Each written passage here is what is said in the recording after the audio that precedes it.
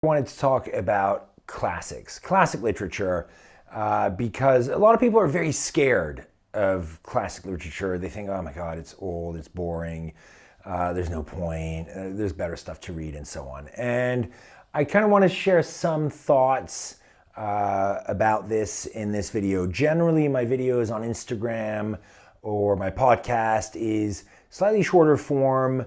And you can find Lit with Charles across the internet, on Instagram, Substack, and so on. But here today, I wanted to do a deep dive on my thoughts on classic literature, what we should be looking out for, why we should be reading it, why it's useful, and what to look out for and what not to fall into. So a lot of stuff to talk about.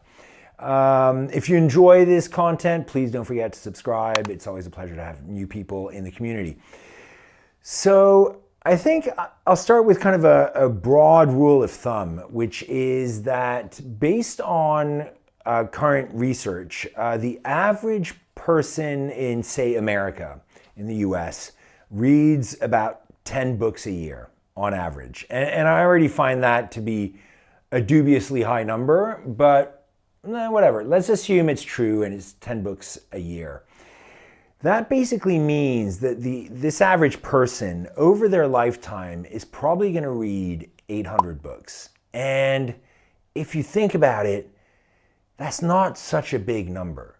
Like the amount of time we have on this planet and the number of books that we're going to be reading in that time, they're quite limited. And so I kind of have a view when it comes to reading that if you're going to read 800 books, you should make those 800 books really matter. And the way I do that is to look a lot to classic literature as an indicator of quality, because classics, mostly by definition, are books that have stood the test of time, books whose characters or whose settings or whose moral stories are so penetrative that they have become immortal, or at least more immortal than other books. They've stood the test of time. They tell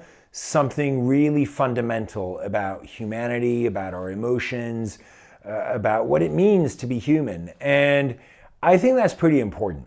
So when I think about the 800 books that I might read in my life, I think, well, I'd really like to make sure that I had a life well read, and that I learned from books that taught me these really fundamental things, that led me to provoke thoughts in me that were deep and insightful and so on. And so that's what I'm trying to do.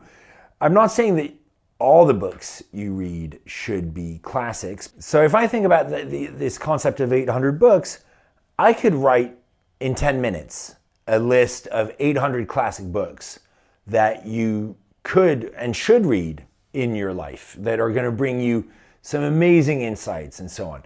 I'm not saying you should just read classics, far from it. I always think you should balance things as much as possible. But this is a case for people who are scared of classics and aren't reading any and are just reading contemporary literature.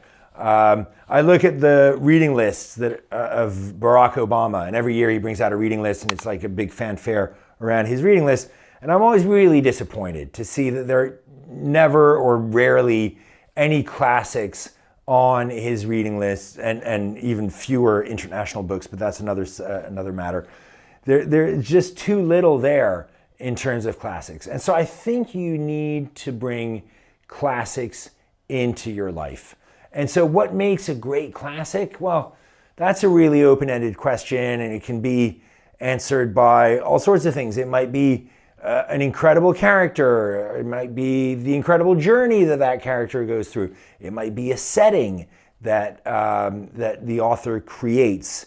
For example, if I'm thinking off the top of my head, the setting in 1984 of a future dystopian dictatorship is one that's really helped people, formulate an idea of what a dictatorship might look like and what we might want to do to look out for that and how do we avoid it.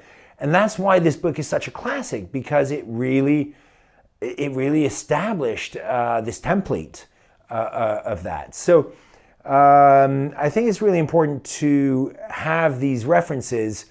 There are a lot of classics that have disappeared over the course of time, and then they come back. So it's not like that there's an immobile canon that's always consisting of the same books.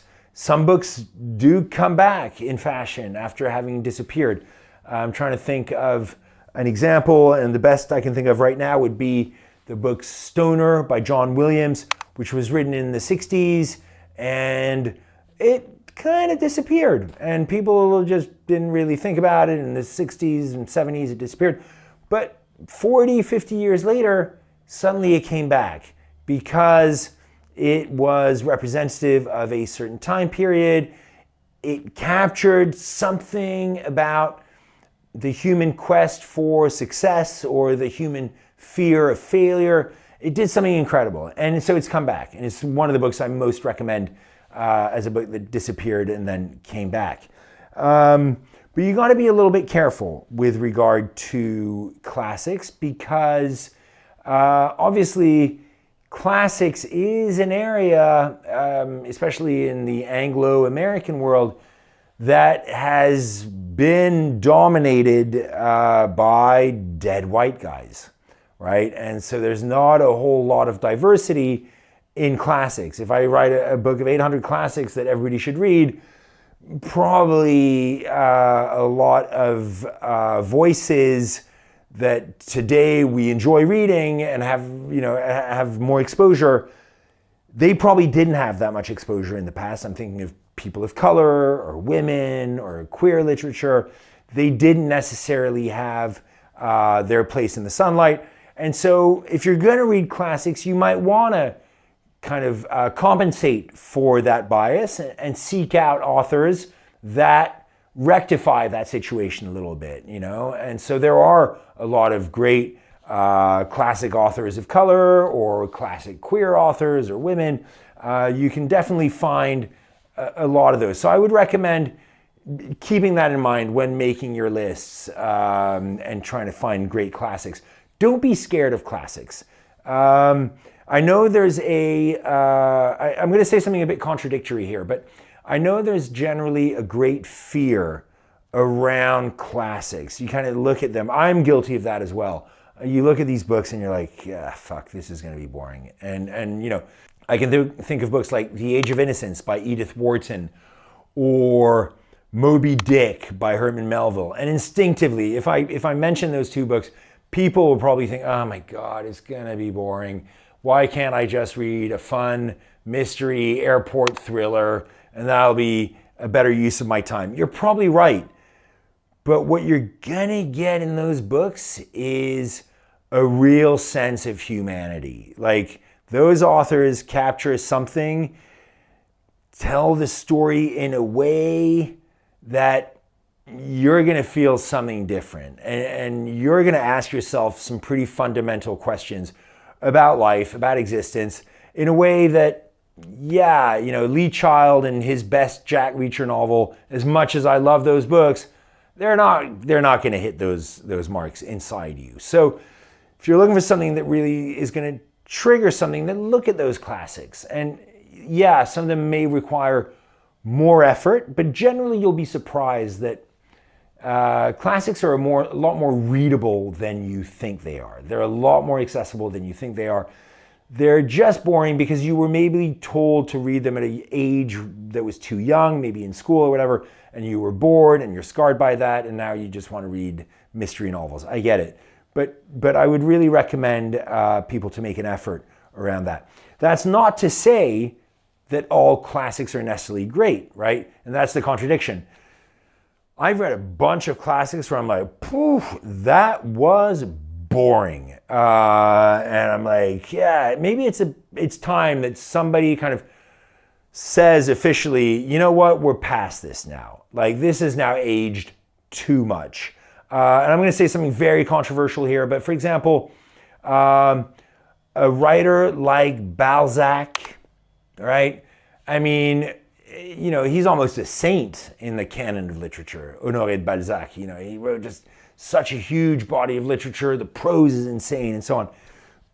Honestly, when I read Balzac, I am a little bored because Balzac does situate his stories in a context that's way too contextual for its time. So if you don't know what political party was printing what newspaper, and that newspaper had an editorial line that was based on that, then it's tough to connect the dots in a Balzac story. And the same, for example, with another French writer, Stendhal, who wrote The Red and the Black, classic novel.